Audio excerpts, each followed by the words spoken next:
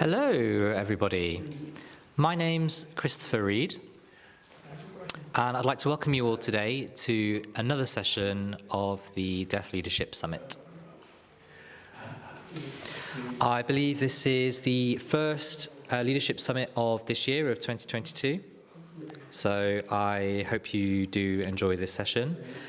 This session we have invited, the aim of these sessions is to invite deaf people who are in leadership positions to explore a little bit more about their understanding of what it means to be a leader, to quiz them a little bit more on their experiences of being a leader. And I hope that you enjoy these sessions and you find these deaf leaders inspiring. So for this session, I'm really pleased to welcome Rebecca Mansell, Chief Executive of the BDA, and we'll be interviewing Rebecca about her leadership experience. How are you? I'm really well, thank you. I think this is the first time that we've physically worked together, so it's really good to see you. Yeah, and of course now you're in your new role as CEO of the BDA. How long have you been in that role and how are you getting on?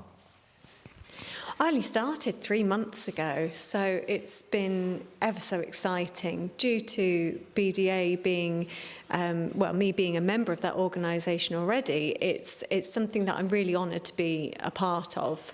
And as a member, I've been following the BDA's work for so long, almost as part of the audience. So now being part of the stage and crew team, I feel like I have a lot to offer, and I'm really excited to see what the future holds. Yeah, and again, congratulations on everything. I really wish the best for you. And yeah, I think it'd be really good to go through your aims working at the BDA in terms of your objectives and aims. And yeah, just to let the audience know as well, these sessions, essentially it's me and people like me who will be asking Rebecca about their leadership experience. And at the end of the session, there'll also be a question and answer session, which is an opportunity for the audience to ask your questions to Rebecca about anything that you'd like to know. Okay, so starting off with the first question. Of course, we're both here to talk about leadership, and I think leadership is something really valuable. And for the benefit of the people watching today, perhaps there are some people in the audience who are deaf leaders, or perhaps people who aspire to become leaders one day. So I think it would be really helpful for people who are watching today to listen to deaf leaders such as yourself for inspiration about how they can perhaps become leaders one day in the future.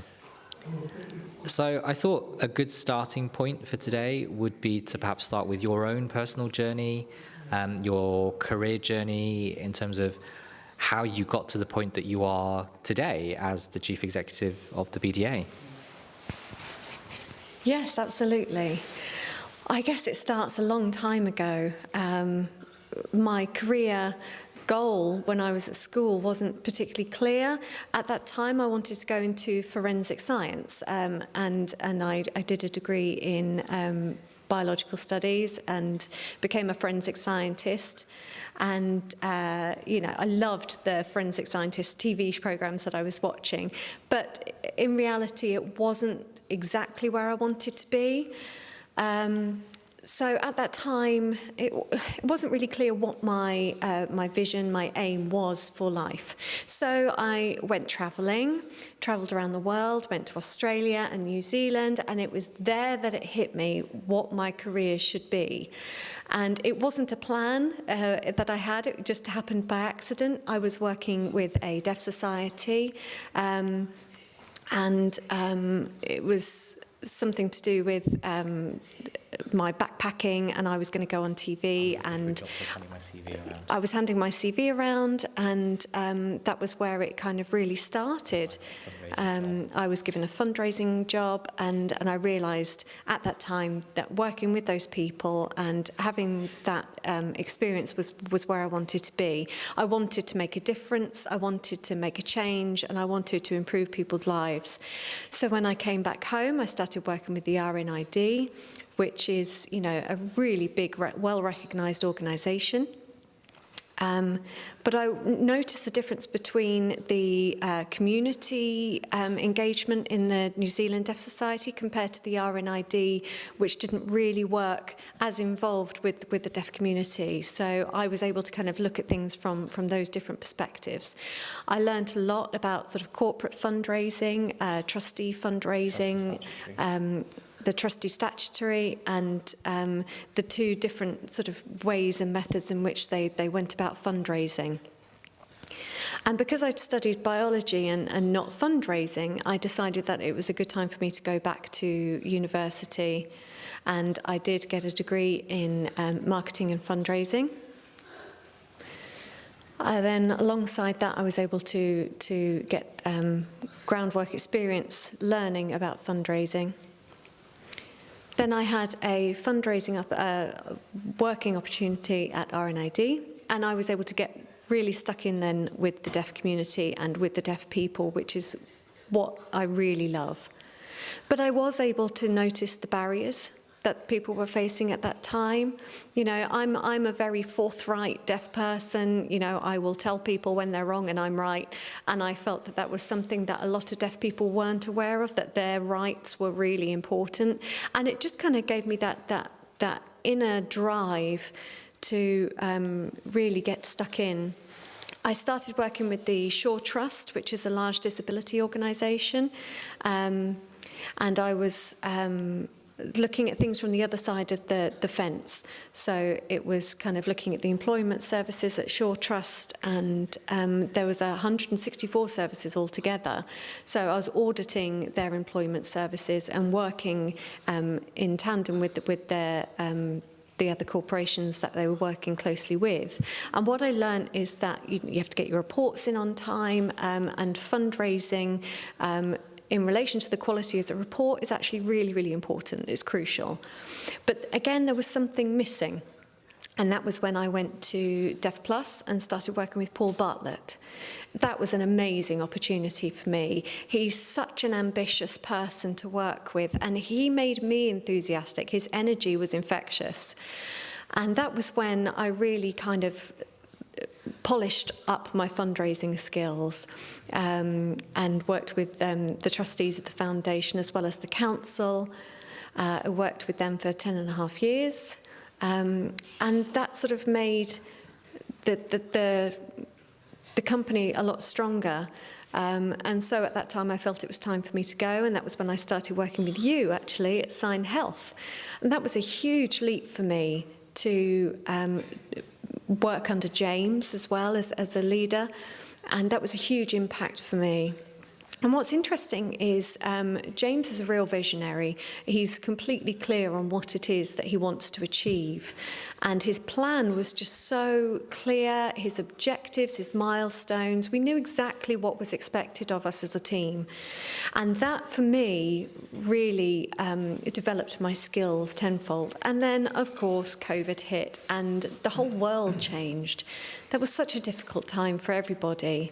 And at the same time, I was looking at Sense International, looking as a development fundraiser for them. I'd never even heard of the company, Sense International. I knew of Sense, but Sense International is actually their sister company. And I realised that it could be really quite interesting to work with them through COVID, because I needed a new challenge, I felt, at that time. And there were so many things that were missing, so I knew that I could bring those skills to them. And that was huge for me. You know, it's 12 times bigger than Sign Health, Sense International. So I was able to kind of use the same kind of skills that I had, but the fundraising team was so much huger, so more advanced, and so it really did develop, and my fundraising skills completely increased and took hold of me. I worked for Sense International for just 6 months, but I couldn't ignore going back to the deaf community, which is where I am now. That's really interesting, yeah, about your career journey and your kind of journey so far in your pathway, and also like the diversity of the experience that you've had working for all these different organisations. You've worked for a mixture of both hearing and deaf organisations. So then, looking back, Would you say there was a specific point in time during your kind of career journey where you thought, yeah, I want to be a leader? In hindsight, looking back, do you think that there was a specific time when you thought, yeah, I want to be a leader? That's a really good question. And I think for me, the impact was working with RNAD. We had James Kramer at the time. James Strachan at the time was the CEO when I was working with the RNAD. And he had the real vision of, yes, deaf can do what hearing people can. And my desk was opposite his office. And he had a PA because he was profoundly deaf, and so the PA would kind of show me, and I would be able to see how he was using his PA in a way to implement his wants and his needs, and that really was amazing for me to see how deaf people can, because as a deaf child you're always told that you can't do things, and so that was really empowering for me to watch him and see that deaf can actually, despite the barriers. And so working with different CEOs, not directly, but working my way up through management, it was interesting to see their different styles, and the differences are okay. It's actually just following your style and what works for you and what motivates you and moves you forward. And that was something that I was really grateful to be exposed to, was those different methods. James Strachan was so charismatic, but there was something about him that you just couldn't help but watch. And then I worked with Paul Bartlett, who had such energy and ambition that it was so easy to get caught up in. And then James, his vision was so clear. And then I worked with Richard Kramer at Sense, and his leadership skill that I learned from him was engagement. He was raw, he was honest, he talked about his own mental health, even wrote a blog about it and was so open about it that that was amazing, because his staff praised that to such a degree. And so he gave this talk on Zoom, and it was 5 pages full with all the staff asking him questions directly, and that was something that I really wanted to have as part of my want within the BDA. I wanted staff from all across the UK to be able to ask me questions, and so feel that we could work as an engaged team together and work together to improve lives of deaf people. Wow, yeah, that's really interesting, especially when you were talking about how, those people, those leaders that you've mentioned, how they've made such a huge impression on you, and obviously they've been really important role models throughout your career, and have inspired you to become a leader. Would you agree? Yes, definitely, I would agree with that. The expectations of the CEO can be quite pressurised, but at the end of the day, we're still human. And so it's better to show that vulnerable side of you. During COVID, it was so hard. Both of us know how hard COVID hit us when we were working with Sign Health. The Zooms, the technology, how to go about using them, how you use a smaller screen, and then kind of learning how to navigate that. And it is important to show vulnerability, because there's nothing wrong with being human. We all are. But the thing is, you have to be sure of what it is that you are, that you believe in, that you agree with, what your vision is. And you have to keep going with that. You have to deliver your work to that standard. And being clear with that and working with your organisation has to be your goal. Yeah, I absolutely agree with you. So I'm actually going to move on now and to talk about leadership and what leadership is, because I think it can be easy to confuse leadership with management and other types of kind of leading.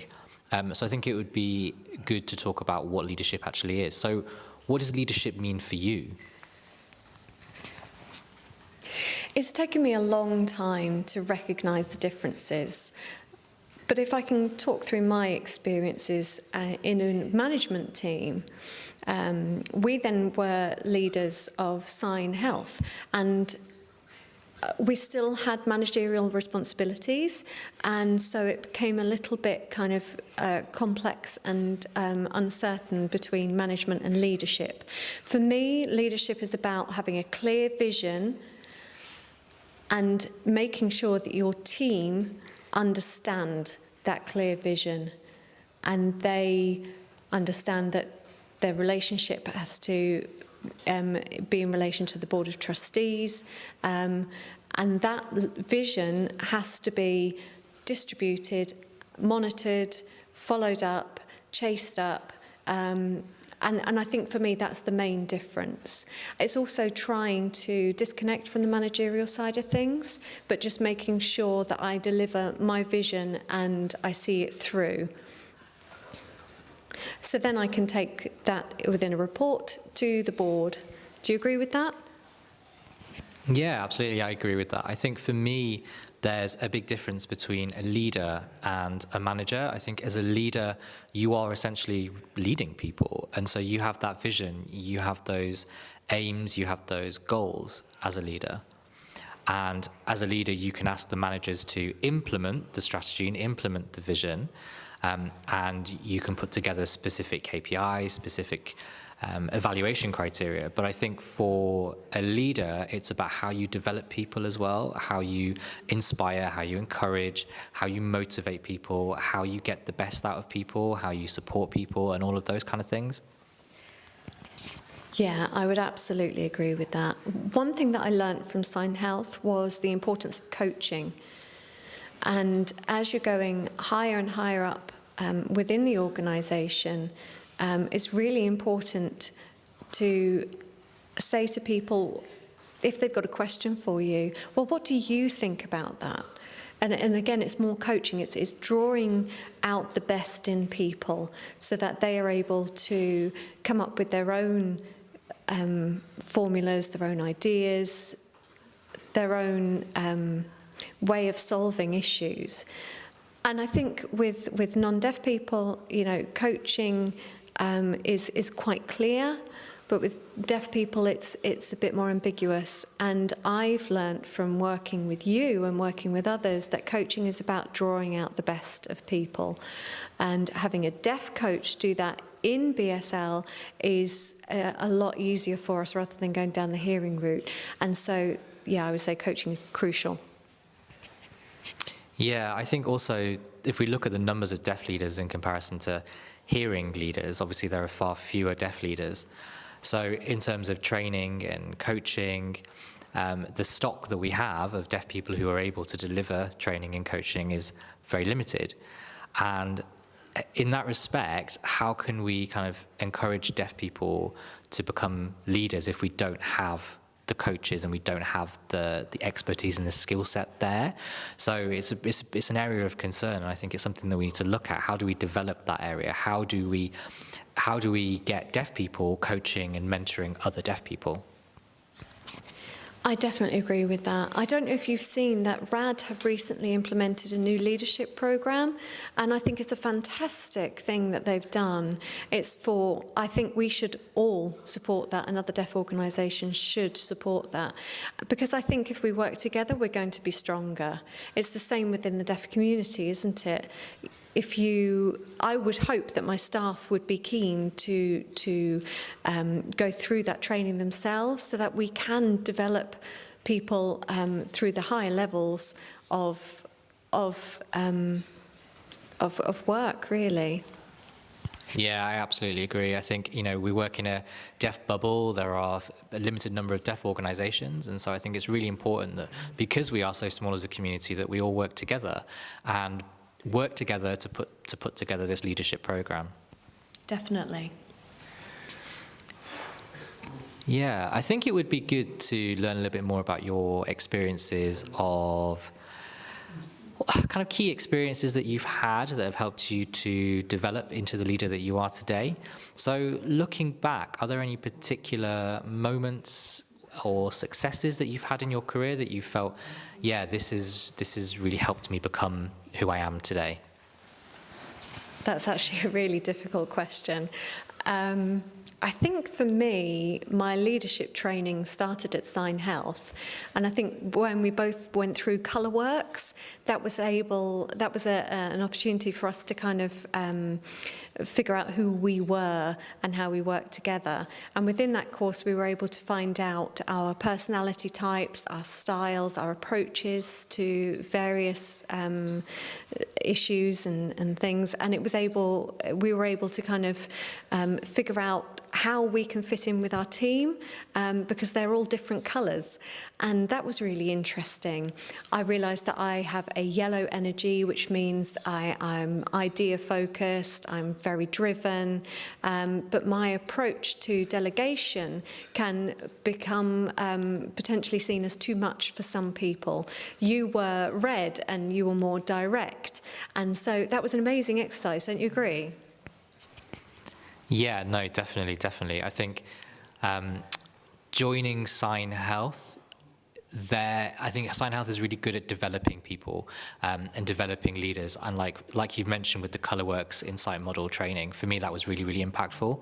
That really helped me to recognize my own leadership style. It helped me to recognize what motivates me and what my preferences are in terms of managing people. So yeah, that ColourWorks Insight Model, as you say, I came out as red and you came out as yellow. Some people were blue. Blue people tend to be more kind of focused on the detail and the structure. Some people came out as green. Green people tend to be a bit more caring and supportive. So I actually really recommend that model to anybody who's thinking about delivering leadership training course. The ColourWorks Insight Model is really, really good. It really helps you to, look at yourself. I agree. When I received the colour report and I looked at all the different criteria, I realised that absolutely matched who I am as a person. My weak side, I was able to look at how I can develop that, and my stronger side, how I can nurture that. For me, for motivation, we've talked about why do we bother? What's the point? What makes me motivated? What makes me get out of bed in the morning? And that was really, that had a profound impact on me. The words, why do I bother going to work? What am I going to work for? And that was really motivational for me, because I was able to realise that what I wanted was to make a difference and reduce the barriers, get rid of the barriers for deaf people, improve access. There was so much that I wanted to improve. And we sort of had a fairly similar vision. I wanted to get signing in school for deaf children. I wanted the language barriers to not be an issue. And for me, that was where my burning desire lay. That was what kept me going. That was my motivation and why I woke up in the morning and was keen to get to work. For me as a leader, you need to have that drive to believe that you can make a difference. You don't know how long it's going to be. It's just you need that drive to get you there in the end. Yeah, definitely. I think it's really important as well to recognize that as a leader, you can't always be perfect. You can't always be right all the time. Of course, you can make mistakes, and that's normal. It's okay to make mistakes, and I think it's important to understand that and learn from your mistakes. So what do you think about that? Have you had any negative experiences in the past that you've learned from? Could you tell us about them and how you overcame them? Yes, oh, definitely. I'm thinking about, for me, perhaps it's relating to my level of confidence. I often will make a decision and then kind of think, oh, perhaps that wasn't the right decision. And I realise that's a lack of confidence. And from now on, I know that if you make a decision, you stick to it. I suffered quite badly from imposter syndrome. We've talked before about, having a fake interpreter or having a fake fundraiser. These are all, everyone has imposter syndrome at some point. But actually what you have to do is you have to believe in yourself, believe that you've made the right decision. everybody has a different perspective, and nobody can be right or wrong, but you just have to believe in yourself and explain why. Because it's better, and then it's also good to hear other people's perspectives, but you can then kind of work with that. Do you think it's harder for deaf people to become leaders? In all honesty, if I was working in a hearing environment, I think it would be hard. But I don't think it's impossible. From my experience of working with the Shaw Trust, I worked my way up to manager, and then when I applied, because there was a position available due to maternity leave, I got the job, but it wasn't easy. I don't know if you remember Tony, last year it was, I think, he gave a brilliant presentation, a brilliant example of being a deaf person working with a large hearing company and how successful he was within that. It is something that you have to work doubly hard at, but if you are willing to put in double the effort, triple the effort, then you will get there. You'll just take your time. When I compare myself to my sister, you know, it's been easier for her, but you can get there.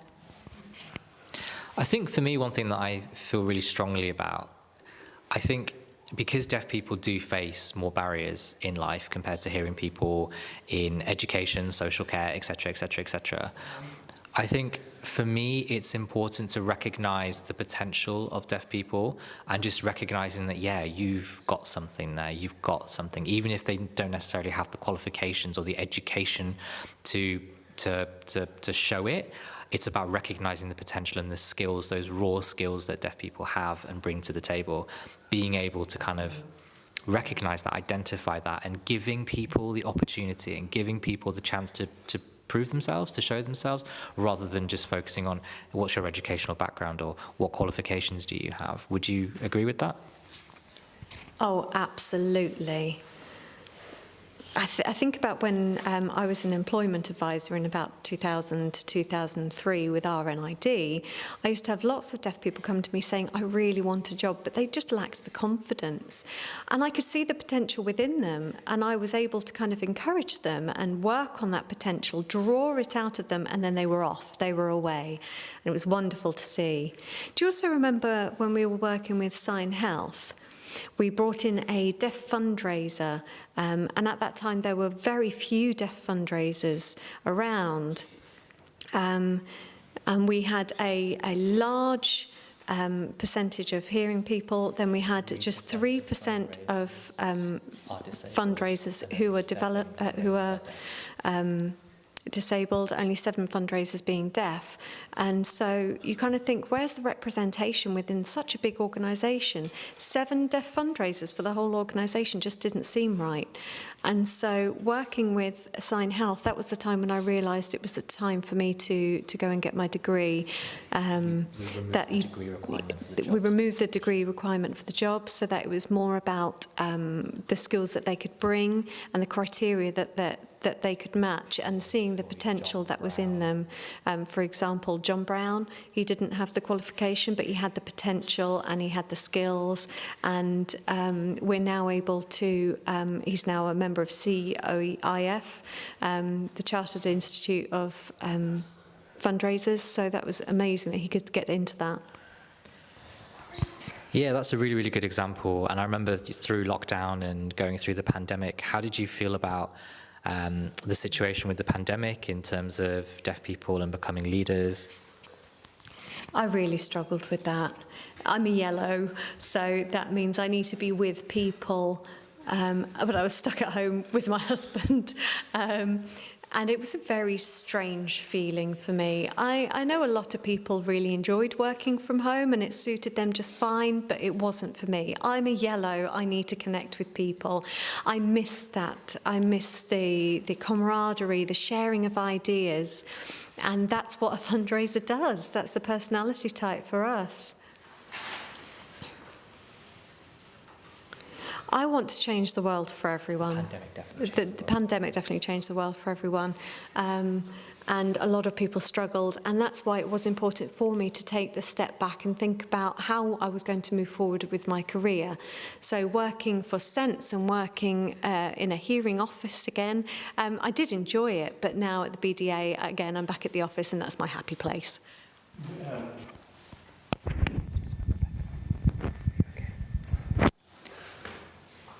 So, in relation to your current role as Chief Executive of the British Deaf Association, what's the kind of biggest thing that you're doing at the moment with the BSL Act? Obviously, the BSL Act has been passed, which is excellent news. I think it'd be really good to kind of understand your thoughts about how the BSL Act is going to change things and what difference it's going to make for the deaf community and for deaf and BSL organisations, because of course it's not only deaf organisations that are going to be affected by the BSL Act, also hearing organisations are going to need to make some changes in terms of developments for themselves. The BSL Act, for me, is amazing. I'm so proud and I'm so pleased to be chairing that Board of Trustees that went forward and put it to the government. A lot of people won't be aware of what the BSL Act is, and so it's kind of our responsibility as deaf people to explain what our rights are. For example, you might work for a relatively mainstream hearing organisation. You can go to HR and say, okay, so this is what you need to pass on to your staff. It's worth talking about equality, diversity, inclusion within your company and within your organisation. It's worth having that invested into your policies so that you're getting the deaf perspective. Equality, diversity and inclusion is so important, and you need to have that right at the grassroots of your organisation because it is valued.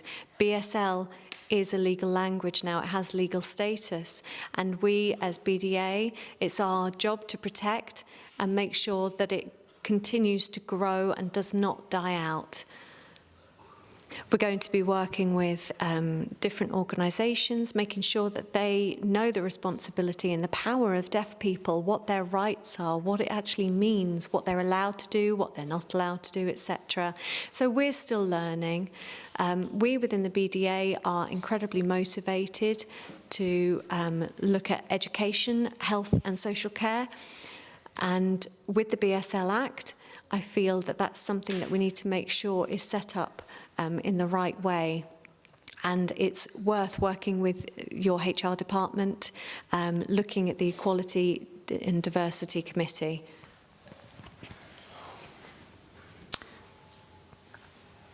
So looking back at the first year and the BSL Act, how are you planning to kind of lead on with the BSL Act in the first year? Well, 28th of June is when it became law. So it gained royal assent back in April, and from the 28th of June onwards is when the law will start to be implemented. So BDA, we want to set up a BSL alliance, which will include a number of deaf organisations, and of course BDA is going to be involved in that. Nothing official has kind of been released yet about that. However, this alliance will include regional and national deaf organisations. So, for example, the Cambridgeshire Deaf Association would be welcome to join that alliance, and the CDA would represent issues going on within its locality, within Cambridge, and what's happening with the deaf community here. So, for example, let's say there's a problem with a local hospital not booking interpreters, then the CDA would be able to gather that evidence, pass that on to the BSL Alliance, because the BSL Alliance would essentially be responsible for monitoring how the BSL Act is being implemented. And so that alliance would then be able to feed back to the government and say to them, look, there's something happening in Cambridge that isn't working. And so it's about being able to pass that feedback onto the government. And over time, it's about adding to the BSL Act and empowering deaf people. That's really great. Thank you. I mean, of course, with the BSL Act, it's going to take time for the BSL Act to gain momentum. But I'm just thinking about deaf people in particular organisations. I think because just simply by being deaf, they are going to face barriers. So have you perhaps thought about how these barriers can be overcome, how we could help deaf people with opportunities? Do you mean in a working environment? Yeah, I think you're right. I think in one way, the deaf community, access to work, for example, access to work is a hugely complicated process. And I think for a lot of deaf people, they're not even familiar, for a lot of employers, they aren't even familiar with what access to work is. Access to work isn't just about interpreters. It can also fund equipment and other things as well. So I think one thing that we hope to achieve from the BSL Act is to, because obviously at the moment it's the DWP that are responsible for managing the access to work process. So I think organisations, as deaf organisations, it's our responsibility to work with our local employers to explain to them what the BSL Act actually means and to empower the deaf community that way. One thing that the BDA has at the moment is the equal rights, and within that, that is about, well, we deliver a number of kind of equality workshops, and they're really, really good because we go into schools and we talk about human rights, we talk about the Equality Act, and it's a really great opportunity for deaf children to learn about that and understand that a little bit more. So I think it's stuff like that that we need more of, and that's something that the BDA is really passionate about. We also are working on advocacy. So an example of that would be teaching deaf people how to advocate for access. So, for example, explaining about what the right way is to ask for interpreters when approaching their counsel, or how to ask their GP surgery to book an interpreter. So I think there needs to be more awareness about that nationally. And also not necessarily about, individually, but I think working with national and regional organisations and spreading the awareness around so that deaf people know what their rights are and how to ask for it in all domains, in education, health and social care and everything else. I completely agree. It's about organisations working together and moving forwards together to make the deaf future stronger. Yeah, absolutely. I think one thing that BDA is doing with our members and our stakeholders, it's really, really important for us to get feedback and to find out what their voice is. Their voice is really, really important. So it's really important that we ask members, and members have the opportunity to feed back to us, because the BDA is a membership organisation. It is deaf people's organisation. So we actually, over the past couple of days, we've just been doing some roundtable sessions, and I attended one last night, in fact, and they were excellent because they're just perfect opportunities for people to really feed back on everything. Whether there are kind of gaps with BDA that people aren't particularly happy with. And one thing that we talked about a lot was deaf young people and inspiring deaf young people to come forward. So that is something that BDA is working on at the moment. And it's about getting feedback from as many people as we can, identifying from that feedback key themes, and then from those key themes, developing a full strategy. So it's not necessarily just about making decisions for people. It's about the members and what members want, because essentially it is the community's organisation, and so the community's voice is essential. One thing that I've been really impressed with is how the BDA tries to involve people's points of views when in relation to the BSL Act, so that they can be informed in the full process. David Buxton was very much involved and was there at the rallies, and it was really good to see the promotion of the communication methods through media and using that platform to promote about leadership as well and encourage people to become future leaders. And using social media is fantastic for that. Do you agree? Yeah, absolutely agree. I think for me the most important thing is communication, because if we don't communicate, then how can we move forward? Do you know what I mean? So it's really, really important that we engage, that we communicate. We can't do things on our own. We have to work with other deaf organisations such as Sign Health, RAD, Cambridgeshire Deaf Association, for example. We have to work with other organisations because together we are stronger. And, of course, BDA is a small charity, and there are other organisations that are bigger than BDA. But at the end of the day, the British Deaf Association represents the deaf community, and we are ambassadors for British Sign Language as well. So obviously there are other organisations that specialise in different areas of the deaf community, for example, Sign Health, specialising in health, and other organisations that specialise in other areas such as employment. So we all have our own specialisms, we all have our own areas of expertise, and so that's why together we are stronger. That's great. I've just seen on the laptop that with our audience watching, we do actually have quite a few questions. So I'm just going to pick a few questions to ask to you, if that's okay. The first question that we have, as a deaf CEO, what qualities would you say that you need to become a successful leader? Okay. As a deaf CEO, what qualities do you need to become a successful leader? I think for me, obviously, I believe that if you're honest with your team, don't hide anything. I'll give you an example, in fact.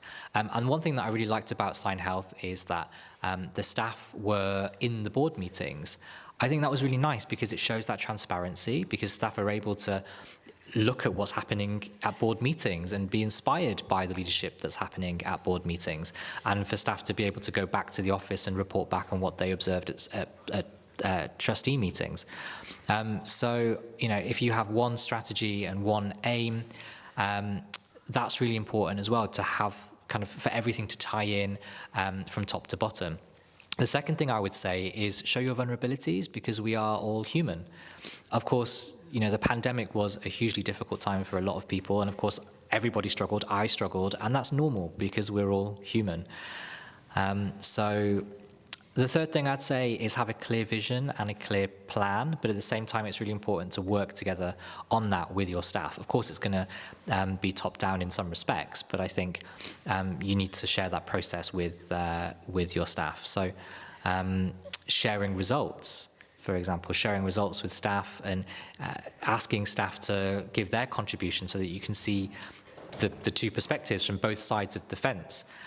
Gathering all of that information, going back to board meetings, and letting that influence the overall strategy. But also, once you've got that strategy, it's about thinking about how you're going to actually implement that and how you're going to achieve that strategy. So it's about all these kind of cogs in the wheel all matching up and all working together. And essentially, as well, I think it's about owning it, taking responsibility for it. I really like what you said there about vulnerability, and that is a really important quality and something that I'm not very good at recognising, my own vulnerabilities, but I think it is good to talk about them. Being vulnerable, like you say, shows that you are human, and it can help you to build up that relationship with people, and people can look up to you and say, oh goodness, that person's the same as me, and that becomes part of your relationship with that person, with your staff, showing your vulnerability and what it's like. I completely agree with you. Yeah, definitely. It is really hard, but at the same time, we are all human, and it's important to recognise that. We're not super people. We're not superheroes even. So, we're all here to get the job done, of course, but we are human, and we are going to have those human things as well.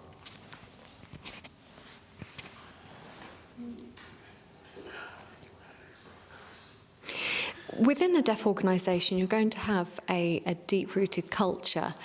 How is it that you make sure of the well-being of the staff, their happiness, their health, their motivation levels, their high performance levels, making sure that they are challenged and as well as supported? How do you go about that?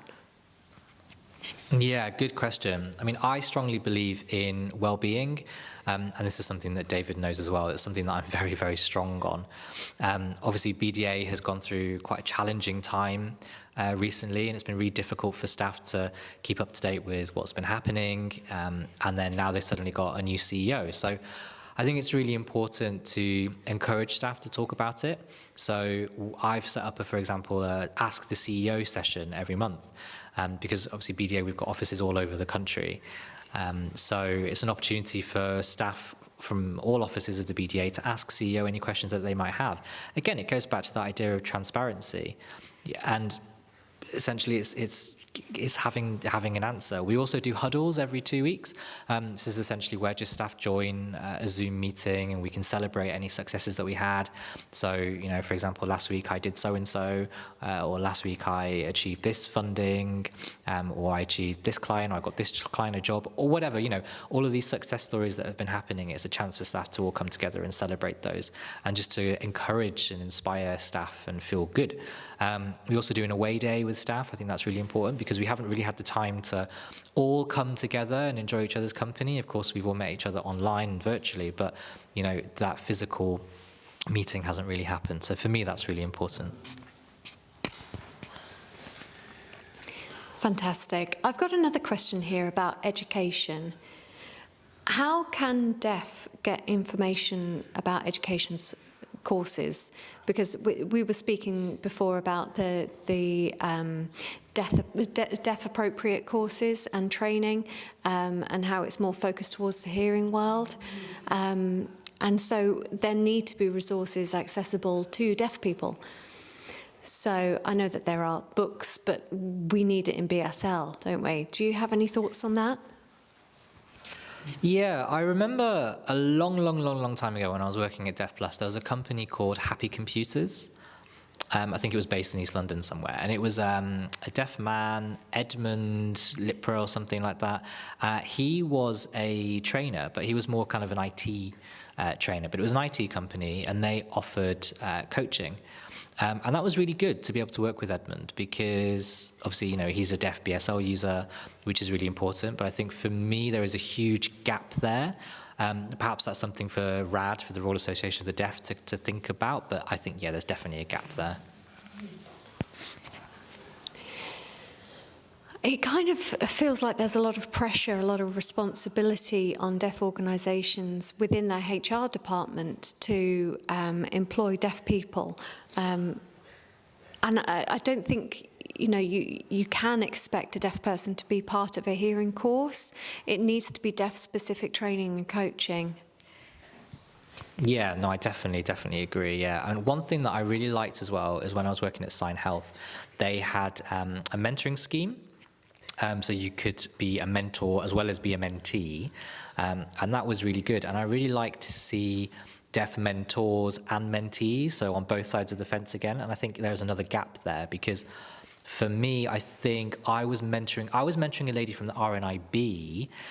She was a grant officer, I think, but then I also was a mentee. I had a mentor who was also from RNIB, and he was head of policy or something like that. And that was really useful because there was something missing for me.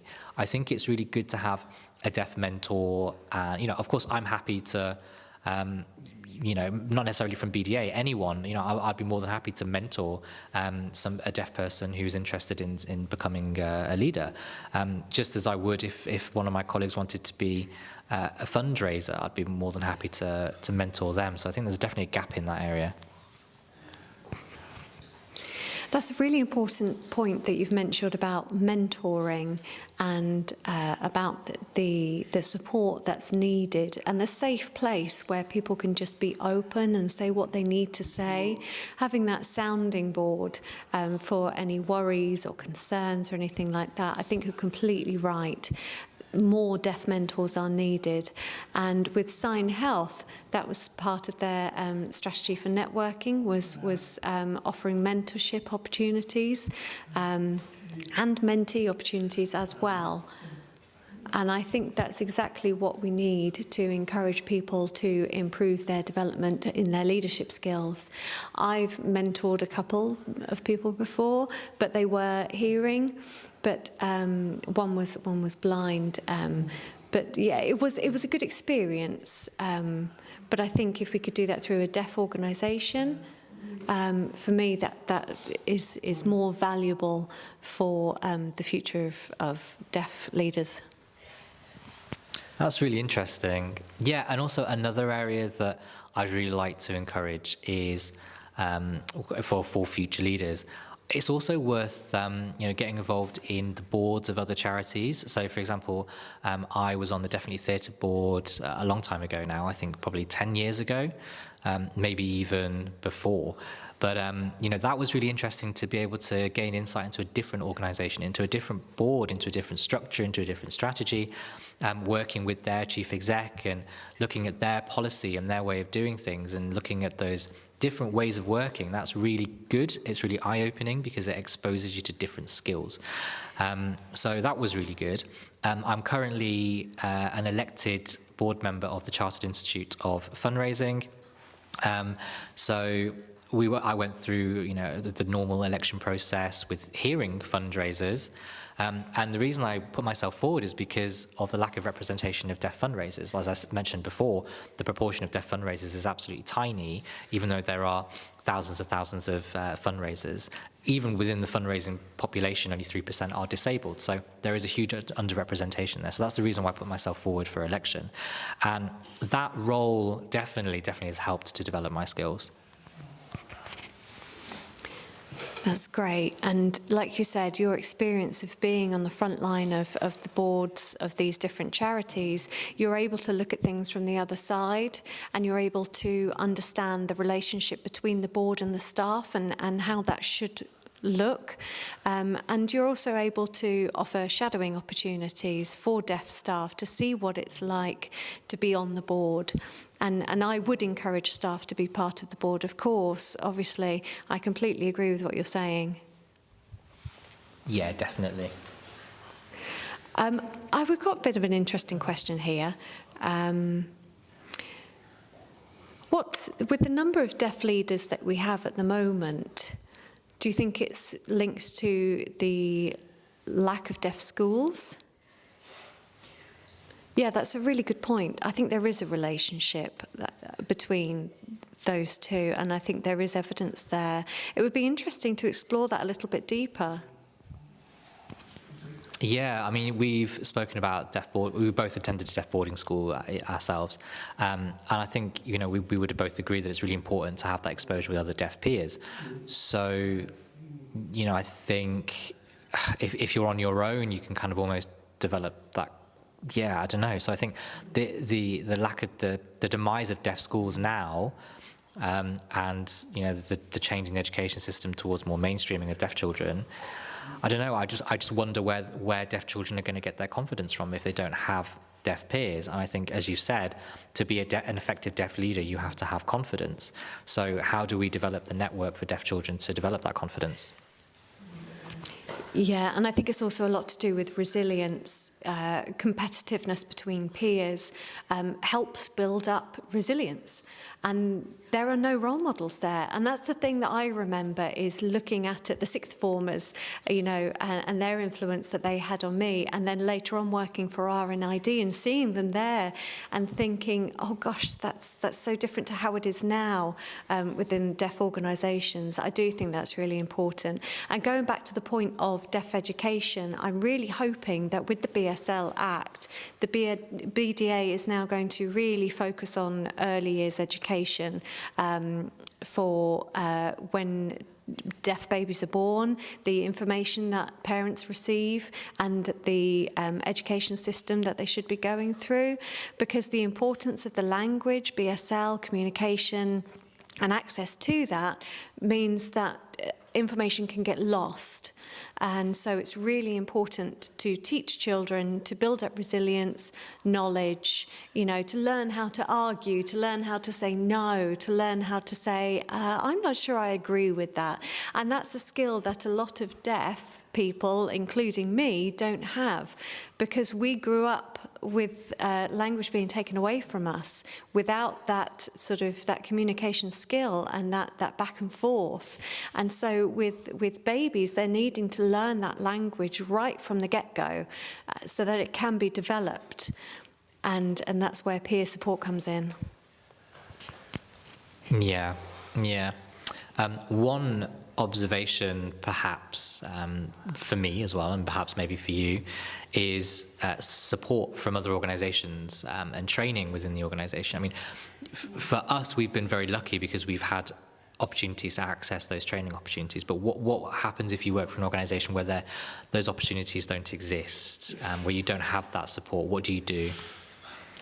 Well, that's a very good question. I feel incredibly lucky working for organisations that are very keen to get involved in training and motivation.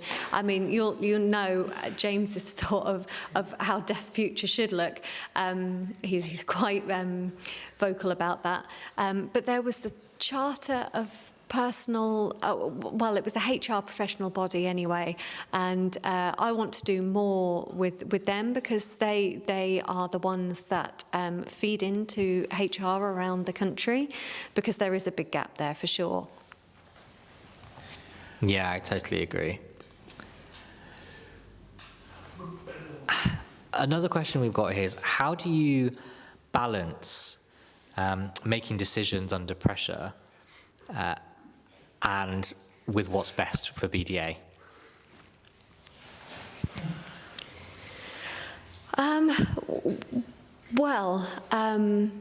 I think the induction, because I'm still in that phase, luckily I haven't had that issue arise for me. But for me, the strategies as a manager that I would use, you've got to think about the political challenges as well as working for the people. And so what is important really is learning what the issue is to then find the solution. And that involves working together to get to that solution and gaining people's views and feedback from that.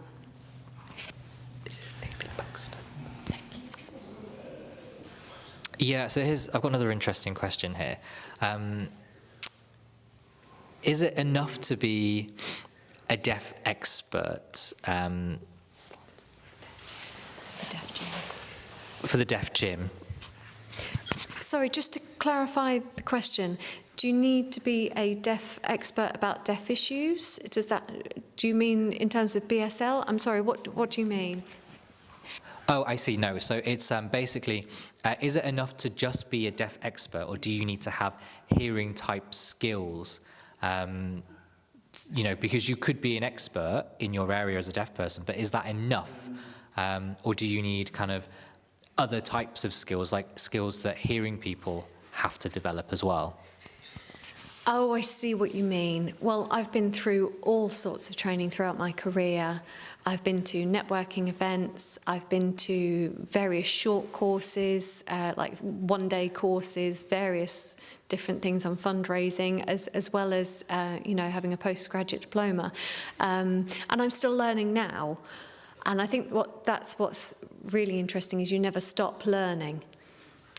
Recently, within Sign Health, I went through discrimination training and anti-racism training, and that was a real eye-opener because of the different people who were involved in that, and the diversity that was there. So with the anti-racism training, that was fairly new training that I went through recently, but it's not just something related to the deaf world. I think it's something that if you are a professional, you need to continually learn and keep going and keep improving. So we're coming towards the end of the session now, and it's been really lovely chatting with you and learning about your perspective and your experience as a leader. And I hope the audience have really benefited and found it valuable as well. Just a kind of final question to finish off with. We might have covered this already, but do you think deaf organisations should be working more closely together in a number of different ways in order to be a stronger and more powerful voice for the deaf community? Yes, for me, this is my number one goal. Deaf people cannot work alone. It's so crucial to work together to become more powerful. And so for me, the most important thing is to look at the young people who are our future. Get them involved. And so we have the BDA Youth, which I'm really keen to develop, and not just on my own, but with other deaf organisations. For me, the BDA have a lot of work still to do, and I want to work together with different organisations for that. But I also, with these roundtable events, I want to figure out what it is that other people's views and thoughts are, and it's really important for me to take that on board as well. And my vice chair, Leslie, she's involved in these roundtable events as well as on the board, and so she's able to get together and listen to these views as well. So what's the best way of looking at these roundtable events? Is it on the BDA social media networks? Yes, it is.